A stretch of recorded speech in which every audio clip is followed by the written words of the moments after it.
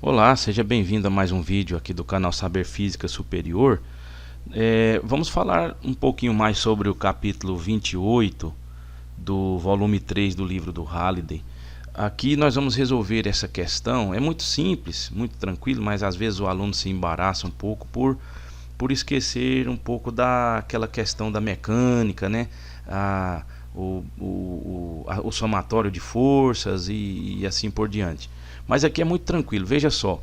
Está dizendo o seguinte, que um fio com 13 gramas de massa e um comprimento L de 62 centímetros está suspenso por um par de contatos flexíveis na presença de um campo magnético uniforme de módulo 0,440 Tesla, conforme a figura 2841, que é essa que está aqui embaixo. Aí pede para determinar o valor absoluto e o sentido da corrente necessária para remover a tração dos contatos. O fio é esse que está aqui na figura. Ele tem uma configuração horizontal em termos de posicionamento, e pode aparecer aqui uma corrente para a direita ou para a esquerda. Essa corrente é o que o exercício pede para você determinar, o valor dela e esse sentido, se é para a direita ou se é para a esquerda. E deu para nós então algumas ideias aí, como por exemplo, o fio está suspenso aqui, essas duas molinhas aqui são esses contatos flexíveis que está falando aí no enunciado. Então, quando o fio está preso nesses contatos, esses contatos esticam, né? Eles descem assim. Mas aí quando a corrente passa no fio, é o que ele propõe, surgir uma força magnética apontada para cima, seria então uma força FB aqui, contrapondo-se à força peso, que é a mg.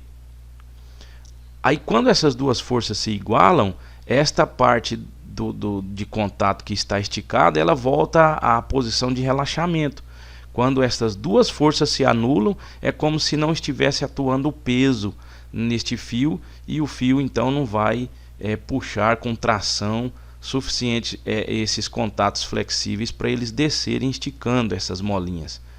Então a base desse raciocínio é fazer com que a força magnética e a força peso tenham o mesmo módulo e sentidos opostos.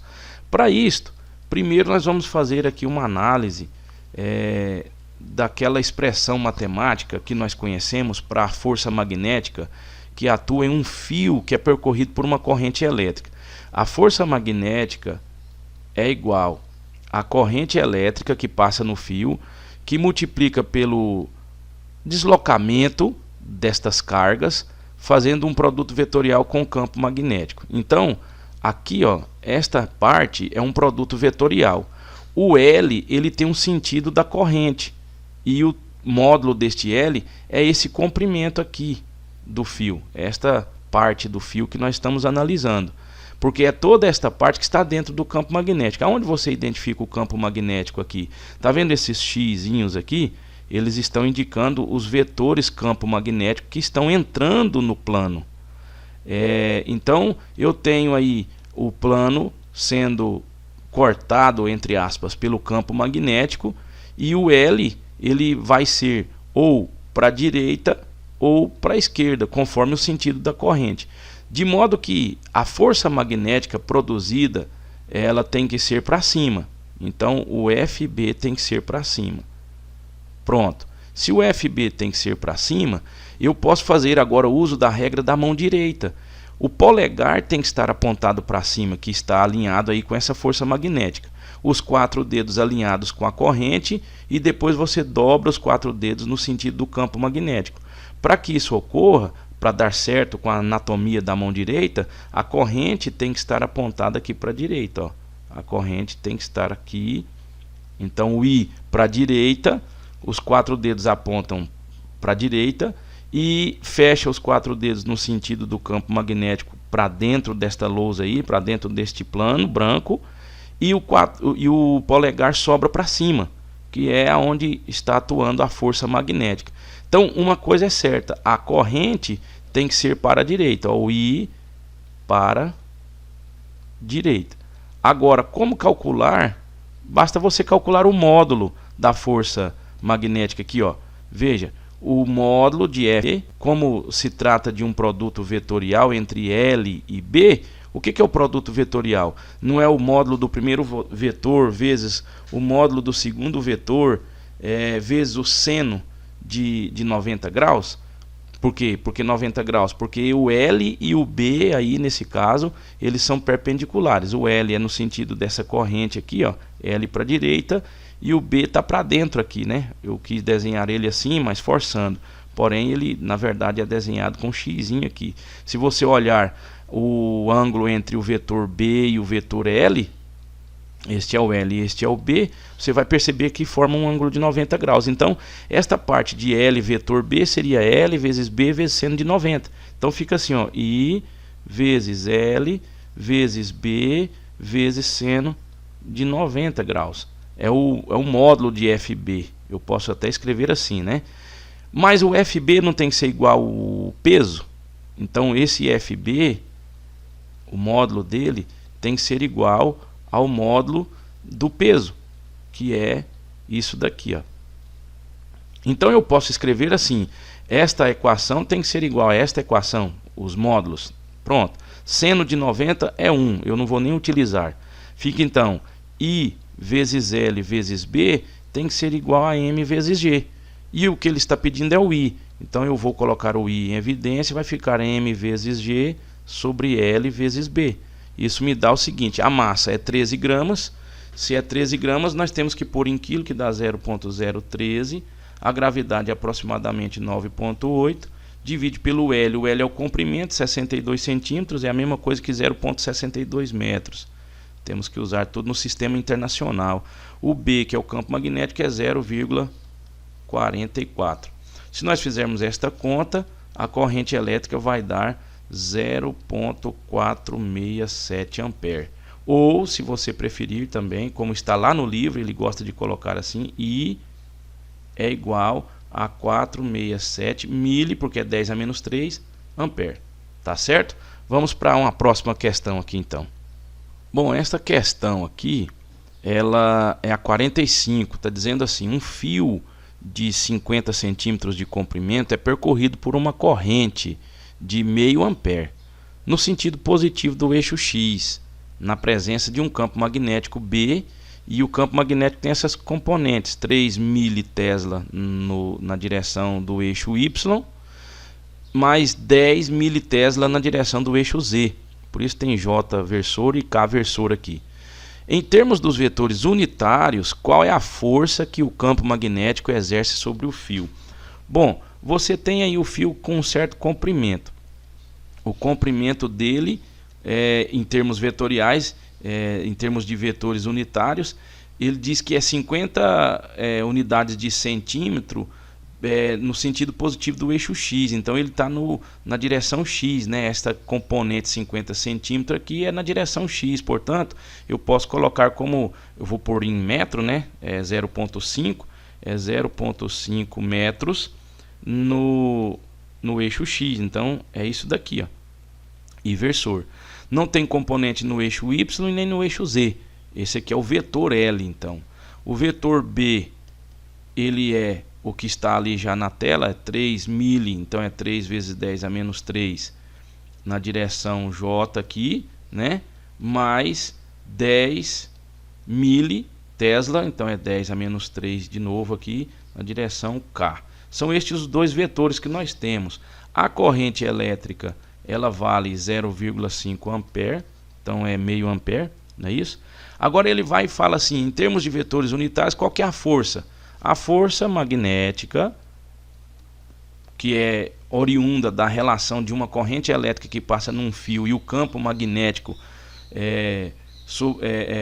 sobre o qual o fio está, como é que se diz? Sobre o qual o fio está refém da interação com ele. Aí vai dar o seguinte: I vezes o produto vetorial entre L e B. Isso aqui é a força magnética, como nós falamos no problema anterior.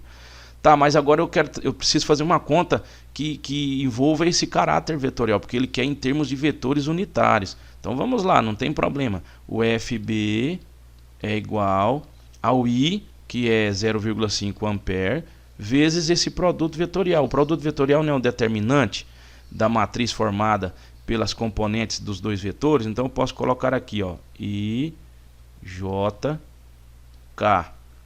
Essa é a matriz formada por L. O L só tem componente em I, então é 0,5 aqui. J é 0 e K é 0. E o B agora vem em seguida, é 3 vezes 10 a menos 3J, então o I é 0. O J é 3 vezes 10 a menos 3. E o K é 10 vezes 10 a menos 3. 10 vezes 10 a menos 3 é 10 vezes 10 elevado a menos 2, porque aqui, ó, aqui é 1, 10 elevado a 1 vezes 10 elevado a menos 3, você subtrai os expoentes, fica 10 a menos 2, então eu posso substituir por 10 a menos 2 aqui. Como que eu faço o determinante? Eu estendo aqui as duas colunas iniciais, é uma forma que eu gosto de fazer, e passo tudo aqui para a direita, copiando as duas colunas iniciais, né? Então é 0 e aqui é 3 vezes 10 a menos 3. Pronto, aí eu posso fazer assim, I, nessa direção aqui eu vou multiplicando eles, esse aqui o J e esse aqui o K. O resultado aqui vão ser números positivos. I vezes 0 vezes 10 a menos 2 é 0. J vezes 0 vezes 0 é 0. K vezes 0,5 vezes 3 vezes 10 a menos 3 é 1,5 vezes 10 a menos 3K. Não é isso? Você faz a multiplicação natural. Agora eu faço do outro lado. O K multiplicando com 0 vezes 0 dá 0. O I vezes 0 vezes 3 vezes 10 a menos 3 dá 0. E o J vezes 0,5 vezes 10 a menos 2 é 0,5 vezes 10 a menos 2. Só que como eu estou fazendo do lado oposto, isso aqui é negativo. E isso aqui na direção J. Né? Então, o que eu posso fazer? FB vetor, né, é igual a 0,5 vezes essa conta que nós fizemos aqui, esse determinante, que é o produto vetorial, ele é isso aqui. Você pega as componentes que você obteve, primeiro é em J, então é menos 0,5 vezes 10 a menos 2, isso na direção J, somado com essa outra componente que é 1,5 vezes 10 a menos 3 na direção K. Pronto, isso aqui é o produto vetorial que está entre colchetes. Agora você pode jogar o 0,5 distribuindo ele aí para dentro dos colchetes, né? FB é igual 0,5 vezes menos 0,5 vezes 10 elevado a menos 2, perdão, dá menos 2,5 vezes 10 a menos 3, né? Então você pode colocar menos 2,5 vezes 10 a menos 3, isso é na direção J, mais o 0,5 vezes isso aqui também vai ser 0,75 vezes 10 a menos 3, então 0,75 vezes 10 a menos 3, isso na direção K, correto? Então esse 10 a menos 3 é mili, né? É um símbolozinho aí, um submúltiplo de mili. Aí a gente simplifica do jeito que o Halliday gosta, como menos 2,5 mili, o que? Newtons, na direção J, porque nós estamos falando de força, mais 0,75 mili newtons na direção K. Essa aqui é a resposta. A força magnética produzida pela interação entre essa corrente de meio ampere com o campo magnético que está proposto aí no enunciado. Tá certo? Um forte abraço e até a próxima.